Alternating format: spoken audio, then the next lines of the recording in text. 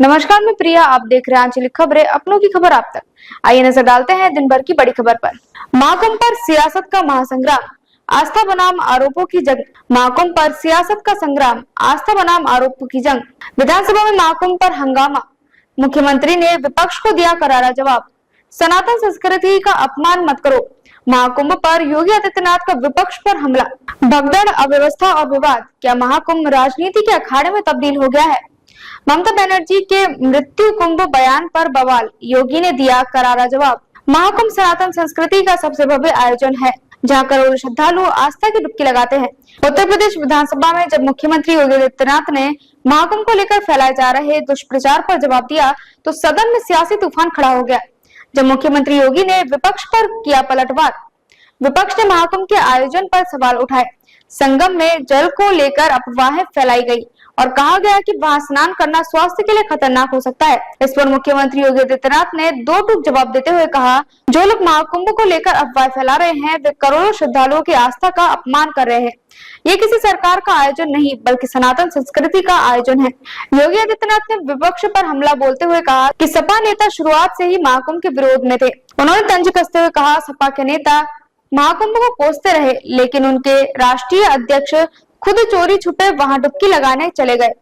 महाकुंभ पर उठे सवाल, मौतें, अव्यवस्था और राजनीति। 29 जनवरी को भगदड़ में हुई घटनाओं को विपक्ष ने बड़ा मुद्दा बनाया।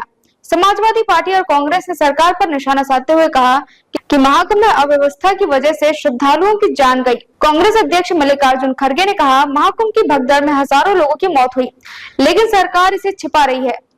मुख्यमंत्री योगी आदित्यनाथ ने विपक्ष के आरोपों को सिरे से खारिज करते हुए कहा, हम मृतकों को श्रद्धांजलि देते हैं, लेकिन क्या किसी महान आयोजन में कुछ घटनाएं नहीं होती? ये दुखद है, लेकिन इसे सनातन संस्कृति पर प्रहार के लिए इस्तेमाल करना गलत है। उन्होंने आगे कहा, महाकुंभ के आयोजन को रोकने के लिए विपक्षी दल तरह तरह के दुष्प्रचार कर रहे हैं, लेकिन सत्य यह है कि अब तक 56 करोड़ लोग इस आयोजन में स्नान कर चुके हैं। ममता बनर्जी का मृत्यु कुंभ बयान और बढ़ता विवाद। बंगाल की मुख्यमंत्री ममता बनर्जी ने महाकुंभ को मृत्यु कुंभ कहकर एक नया विवाद खड़ा कर दिया। उन्होंने कहा कि आयोजन अराजकता का पर्याय बन चुका है, जहां हर साल भगदड़ में लोगों की जान जाती है। योगी आदित्यनाथ ने इस पर करारा जवाब दिया। जिन्हें सनातन संस्कृति की समझ नहीं है, वे ही ऐसी बयान दे सकते हैं।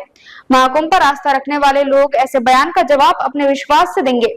जब मुख्यमंत्री योगी ने दिया समाजवादियों पर तंज, सदन में नेता प्रतिपक्ष ममता प्रसाद पांडे ने योगी आदित्यनाथ पर कटाक्ष करते हुए कहा कि वे उर्दू भाषा और संस्कृति के विरोधी है। उन्होंने कहा, क्या मुंशी प्रेमचंद्र जो उर्दू में लिखते थे कठमुल्ला थे? क्या अरबी फारसी विश्वविद्यालयों में पढ़ने वाले कठमुल्ला हैं? इस पर मुख्यमंत्री योगी आदित्यनाथ ने समाजवादियों पर तंज कसते हुए कहा, आज के समाजवादियों के बारे में एक ही मान्यता है, जिस थाली में खाते हैं उसी में छेद करते हैं। उन्होंने आगे कहा, समाजवादी पार्टी के नेता अपने बच्चों को तो अंग्रेजी स्कूल में पढ़ाना चाहते हैं, लेकिन दूसरों को उर्दू पढ़ने पर जोर देते हैं। फर्जी वीडियो से महाकुंभ को बदनाम करने की साजिश। सदन में यह भी चर्चा हुई कि कैसे सोशल मीडिया पर महाकुंभ को बदनाम करने के लिए फर्जी वीडियो वायरल किए गए। मुख्यमंत्री ने कहा, नेपाल, झारखंड और अन्य जगहों की घटनाओं को महाकुंभ से जोड़कर झूठा प्रचार किया जा रहा है। सवाल यह है कि यह साजिश कौन कर रहा है? उन्होंने विपक्ष पर निशाना साधते हुए कहा, कुछ लोग सनातन संस्कृति से इतनी नफरत करते हैं कि वे किसी भी हद तक जाने को तैयार है, लेकिन महाकुंभ की सफलता इस बात का प्रमाण है कि जनता इनके झूठ को नकार चुकी है। बिजली के निजीकरण पर बवाल और ऊर्जा मंत्री का बयान। सदन की कार्रवाई के दौरान विपक्ष ने बिजली के निजीकरण को लेकर भी हंगामा किया। समाजवादी पार्टी और कांग्रेस ने सरकार पर आरोप लगाया कि बिजली का निजीकरण जनता के लिए नुकसानदायक होगा और इससे बिजली महंगी हो जाएगी। ऊर्जा मंत्री ए.के. शर्मा ने इस आरोप का जवाब देते हुए कहा, हम निजीकरण से बिजली सस्ती और सुचारू करने की योजना बना रहे हैं। पिछली सरकार के कारण बिजली विभाग कर्ज में डूबा था, लेकिन हमारी सरकार इसे सुधार रही है। उन्होंने विपक्ष को चुनौती देते हुए कहा, अगर सपा को इतनी चिंता थी तो जब उनकी सरकार थी तब उन्होंने बिजली विभाग को घाटे में क्यों डाला? बजट पर वित्त मंत्री का बयान, गरीबों और मध्यम वर्गों को राहत मिलेगी। विधानसभा सत्र के दौरान बजट को लेकर भी चर्चा हुई। यूपी के वित्त मंत्री सुरेश खन्ना ने कहा कि बजट जन कल्याणकारी होगा और गरीबों और मध्यम वर्ग का खास ध्यान रखा जाएगा। उन्होंने कहा, हमारा ध्यान बुनियादी ढांचे के विकास, समाजवादी योजनाओं पर रहेगा। जनता को राहत मिलेगी और प्रदेश का विकास होगा। क्या महाकुंभ राजनीति का अखाड़ा बन गया है? महाकुंभ का आयोजन धार्मिक आस्था और सांस्कृतिक धरोहर का प्रतीक है, लेकिन इस बार यह पूरी तरह राजनीति के केंद्र में आ गया है। जहां एक और करोड़ों श्रद्धालु इस पवित्र आयोजन में आस्था की डुबकी लगा रहे हैं, वहीं दूसरी ओर विपक्ष इसे मुद्दे बनाकर सरकार को घेरने की कोशिश कर रहा है। विपक्ष का दावा है कि महाकुंभ में अव्यवस्था और लापरवाही से लोगों की जान गई और सरकार इसे छिपा रही है। वहीं सरकार का कहना है कि विपक्ष झूठ फैलाकर आस्था को चोट पहुंचा रहा है। आस्था और राजनीति की जंग जारी। महाकुंभ के आयोजन को लेकर छिड़ी यह बहस फिलहाल थमती नहीं दिख रही।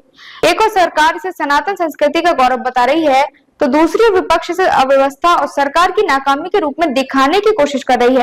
लेकिन सवाल यही है कि क्या राजनीति आस्था के ऊपर हो सकती है? क्या महाकुंभ जैसे पवित्र आयोजन को राजनीतिक लड़ाई का मैदान बना देना उचित है, या फिर करोड़ों श्रद्धालुओं की आस्था इस सियासत के शोर में भी अडिग बनी रहेगी? आने वाले दिनों में यह देखना दिलचस्प होगा कि महाकुंभ पर उठ रहे इन सवालों का जवाब जनता किस तरह देती है, और क्या ये विवाद चुनावी मुद्दा बनकर उभरेगा या आस्था की लहर में बह जाएगा। अब तक के लिए बस इतना ही। देखते रहिए आंचलिक खबरें, अपनों की खबर आप तक।